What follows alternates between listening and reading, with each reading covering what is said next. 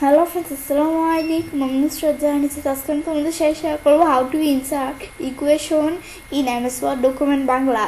অর্থাৎ আজকে আমি তোমাদের সাথে শেয়ার করবো কীভাবে আমরা এমএস ওয়ার্ড ডকুমেন্টের মধ্যে ইকুয়েশন ইনসার্ট করতে পারি। তো কাজটা করার জন্য এটা আমরা মিনিমাইজ করলাম। প্লাস মিনিমাইজ করার পরে এখন বিষয়টা করার জন্য আমরা ইনসার্ট মেনুতে আসি। ব্যাস এখানে আসার পরে আমরা আজকে বলছি তোমাদের সাথে ইকুয়েশনের বিষয়টা শেয়ার করব। তাছাড়া আমার চ্যানেলে এই অবজেক্ট থেকে শুরু করে প্রত্যেকটা বিষয়ের উপর আমার চ্যানেলে কিন্তু আলাদা আলাদা ভিডিও দেওয়া আছে, তোমরা চ্যানেলে দেখতে পারো। তো এখন কাজটা করার জন্য আমরা এখান থেকে প্রথমে যে ইকুয়েশন অপশনটা আছে এখানে আমি যদি ক্লিক করি, ক্লিক করলে যে টাইপ টু আমাদের দেওয়া আছে কি টাইপ কোশ্চেন হেয়ার। তো এদিকে আমরা আমাদের নিজেদের মতো ইকুয়েশন ব্যবহার করতে পারি। তো এখন আমরা আমাদের টাইপ করে দিতে পারি, বা আমাদের কিন্তু এই যে আমাদের এখান থেকে স্ট্রাকচার নামে কিন্তু বিভিন্ন অপশন আছে, তো এগুলো ইকুয়েশনের অপশন তোমরা চেয়ে দিতে পারো, আমাদের অভাব নাই। আমাদের যে ফ্যাকশন, যেটা আমাদের ফ্যাকশন, এখানে ক্লিক করি। ক্লিক করলে আমাদের কিন্তু বিভিন্ন ধরনের বিষয়ের দিকে দেওয়া আছে। আমি তো প্রথমটাই নিলাম। প্রথমটা নেওয়ার পরে এখন আমরা চাইলে আমরা এই যে আমরা প্রথমে যে কার্সরটা এইদিকে প্রথমে আনার জন্য আমি ক্লিক করে আনতে পারি, বা আমি যদি মাউসের লেফট বাটন চাপ দিয়ে কিবোর্ড দিয়ে করার জন্য মাউসের লেফট বাটন চাপ দিয়ে আপ বাটন চাপ দিলে আইসা পড়লো।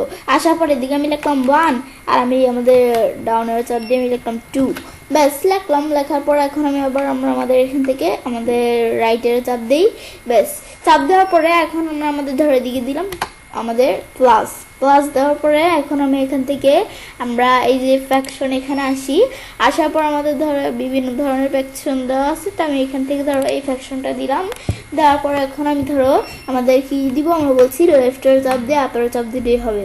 এখন আমি ধরো লিখলাম 3, পর আমরা ডাউনের চাপ দিয়ে লিখবো কি 4। বেশ লেখার পরে আবার আমরা লেফটের চাপ দিয়ে চাপ দেওয়ার পর মাইনাস লিখি। ব্যাস লেখার পর আমি এটা যখন লিখলাম, লেখার পর আবার আমরা ফ্যাকশনে আসলে আমি ধরে যে এটা দিলাম। দেওয়ার পরে এখান থেকে এটা কীরকম ইউজ করব, আমি বলছি লেফটের চাপ দিয়ে আপের চাপ দিলেই হবে। লেফটের চাপ দেওয়ার পর আপের চাপ দিলাম।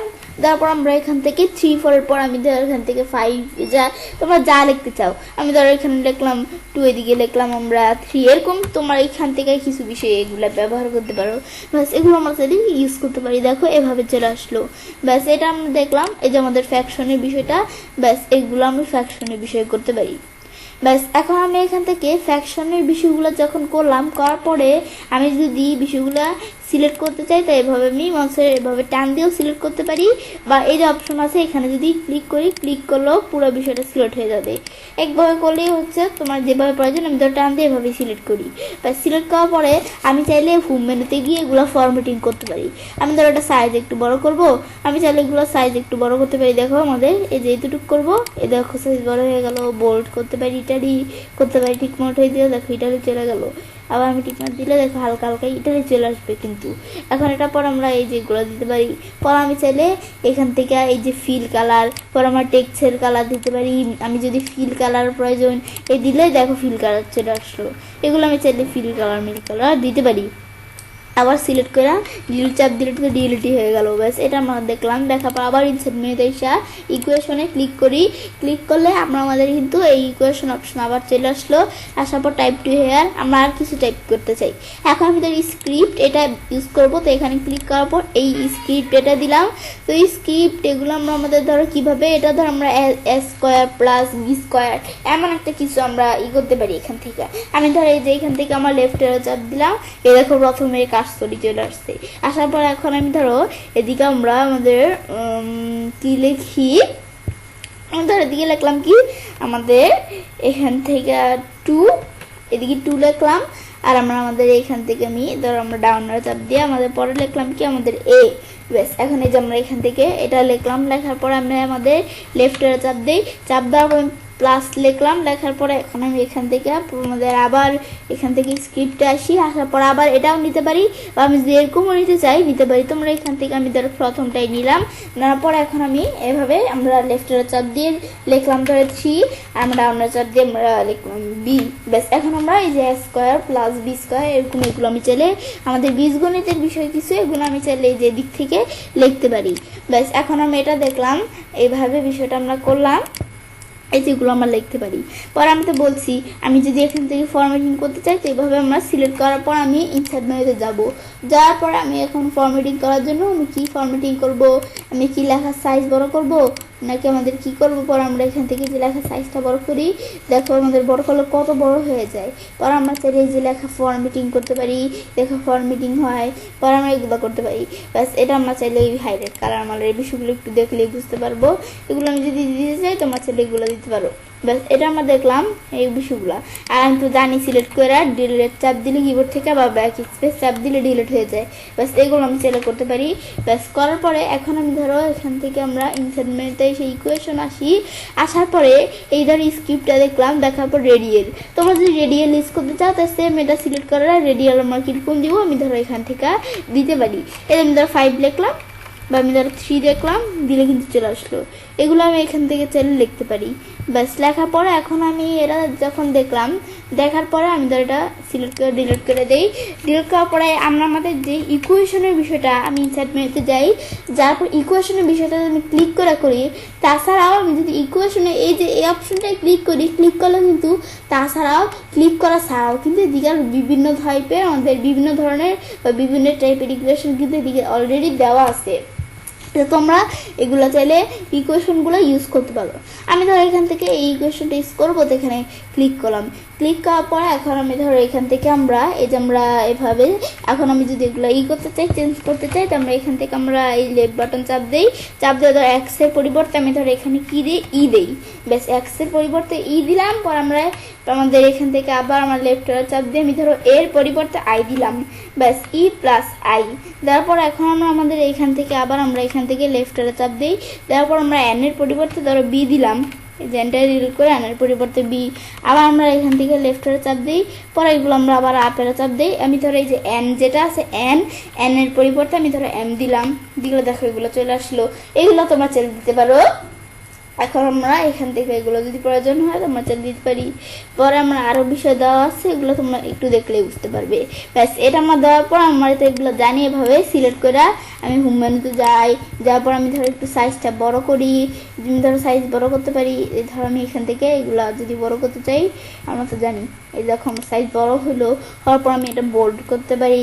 পর আমি যদি এগুলোর মধ্যে ফিল কালার দিতে চাই, এগুলা এই বিভিন্ন টাইপের কিন্তু ফিল কালার দেওয়া আছে। তোমার যেই টাইপের ফিল কালার প্রয়োজনই দেখো মাউস পয়েন্টার রাখলে কিন্তু আসে।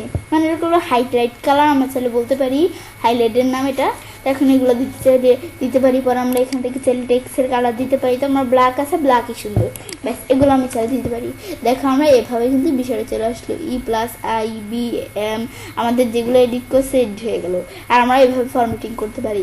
ফরম্যাটিং করার পর আমি যদি মনে হয় আমরা এগুলো প্রয়োজন না, তো সিলেক্ট করে বলছি ডিলিট করে দিলেই হয়ে যাবে।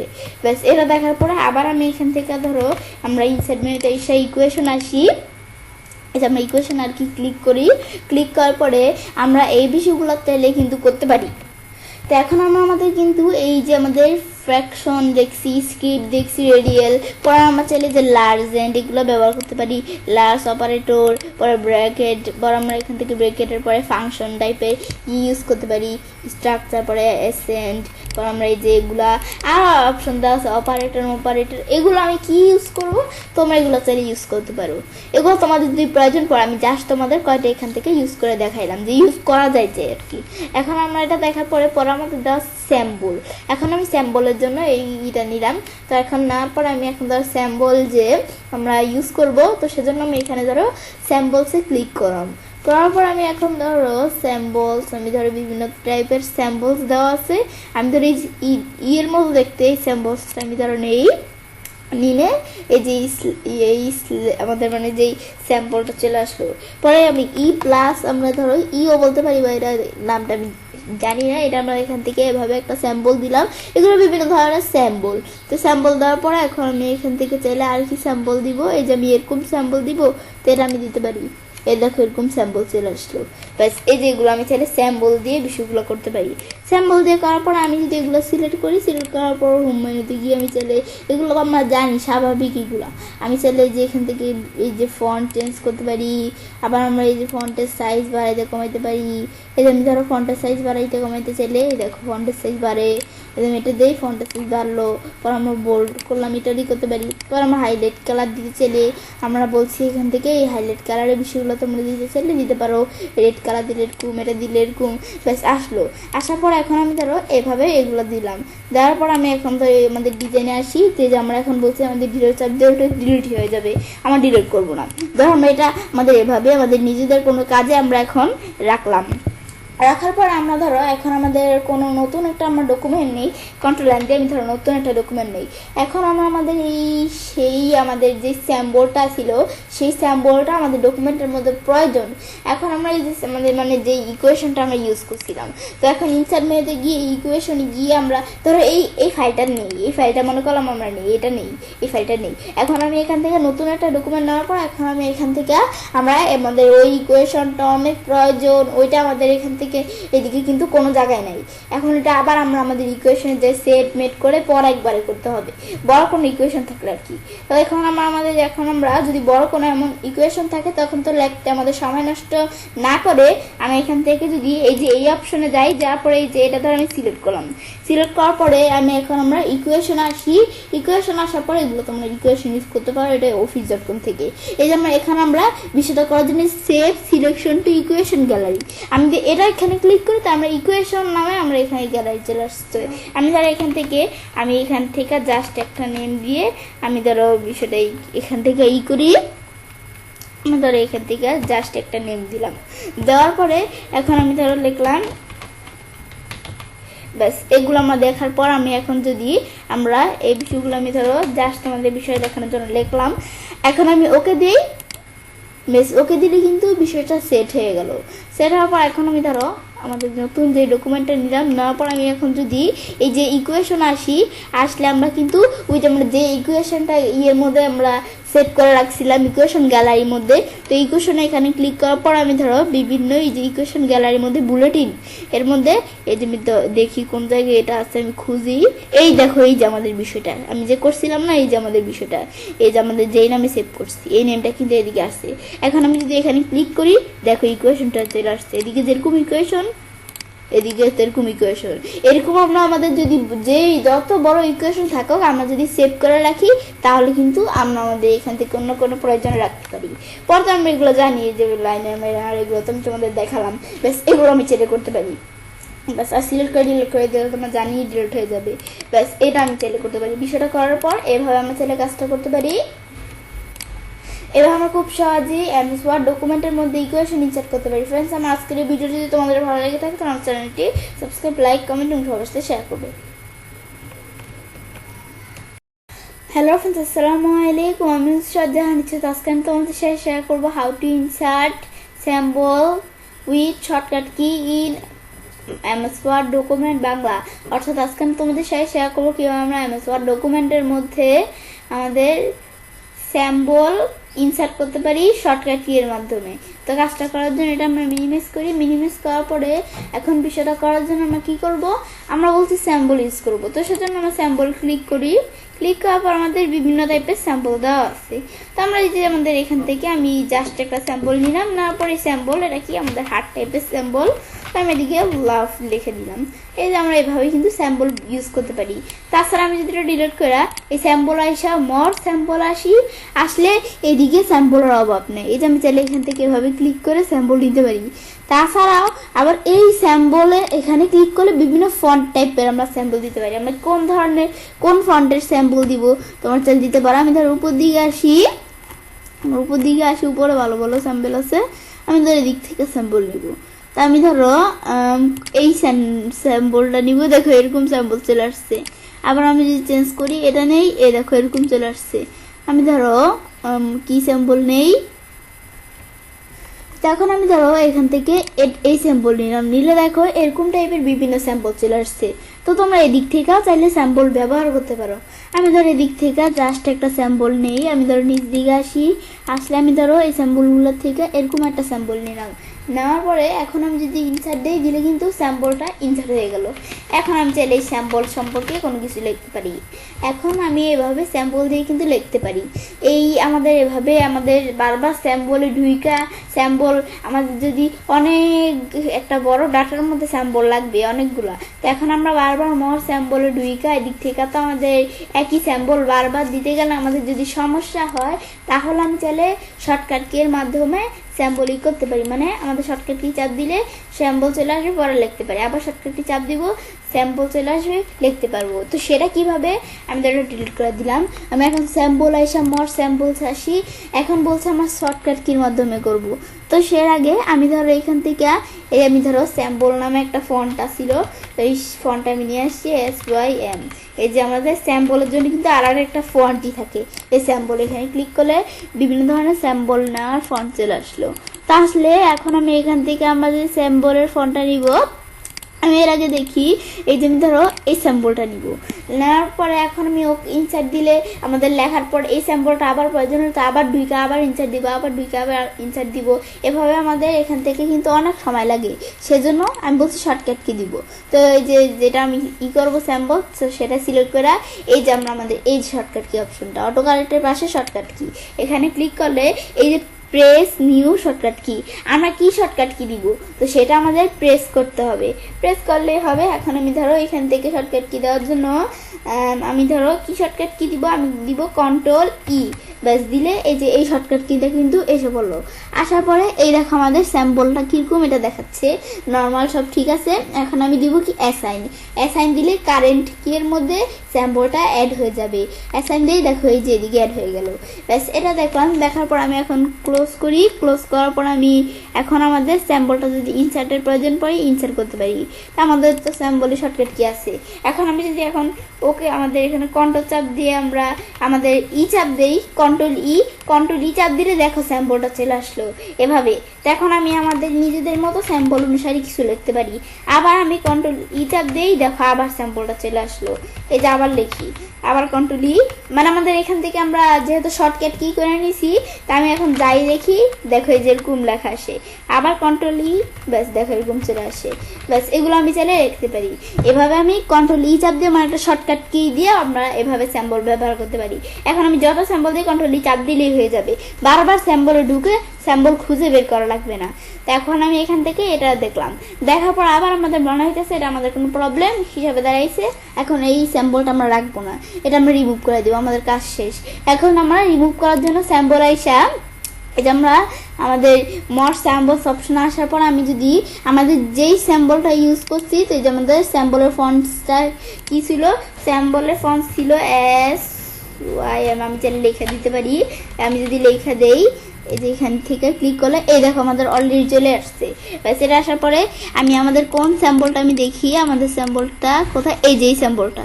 তো এখানে এটা সিলেক্ট করার পরে এই যে আমরা দেখো এদিকে শর্টকাট কি দেখাইতেছি, এগুলো কিন্তু কোনোটা শর্টকাট কি নাই, কিন্তু এটা সিলেক্ট করলে এই দেখো Ctrl+E শর্টকাট কিটা দেখাইতেছে।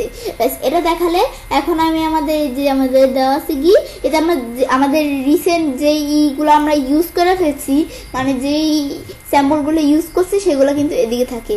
তো এখন আমি বলছি শর্টকাট কিটা রিমুভ করে দিব এই স্যাম্পলটা। তো সেজন্য আমরা এই শর্টকাট কি এখানে ক্লিক করলাম। আমাদের কিন্তু স্যাম্পলটা, যে স্যাম্পলটা শর্টকাট কি আমরা রিমুভ করব সেটা আমাদের সিলেক্ট করে নিতে হবে, নয় কিন্তু আমরা এখান থেকে কারেন্ট কি এর মধ্যে শর্টকাট কিটা পাবো না।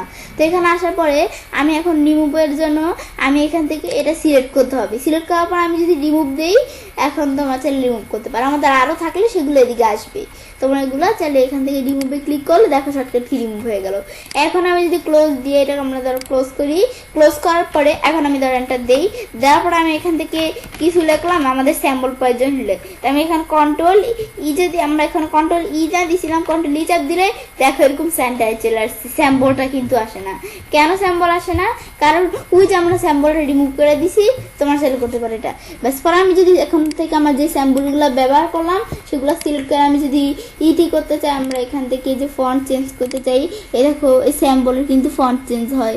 আবার আমি ধরো স্যাম্পল সাইজ বড় করব, বড় করলে দেখো স্যাম্পলের সাইজ বড় হয়, আবার স্যাম্পলের ফন্টও চেঞ্জ হয়।